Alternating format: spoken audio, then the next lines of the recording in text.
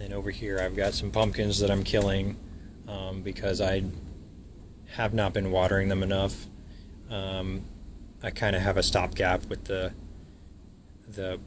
watering spikes, but it only provides so much for them. I think they're not able to access it as well as you would hope.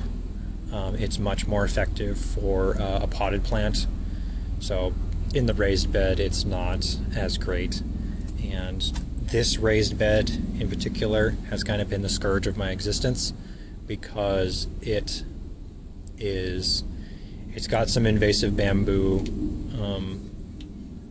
the same bamboo that I was talking about that I took out in order to put in these pots here.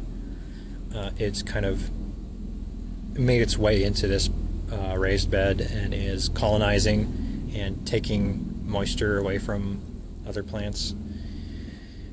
And the other thing that I didn't think about when I set up this raised bed is it is next to a freaking tree, guys.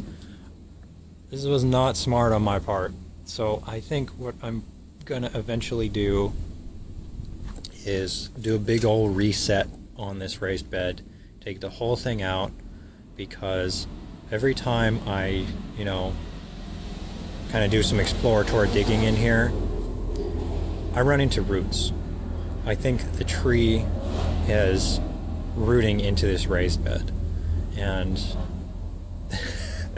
it's always super obvious in hindsight when you explain this stuff, but if you plant next to a tree, then the tree is going to be drawing nutrients and moisture from what you've planted there, and the things you've got are not going to do as well.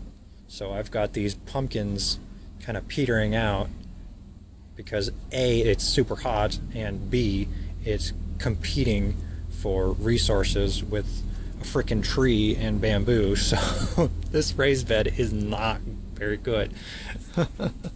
So at some point we're gonna reassess. I know this one has some serious issues. I'm not happy with it at all.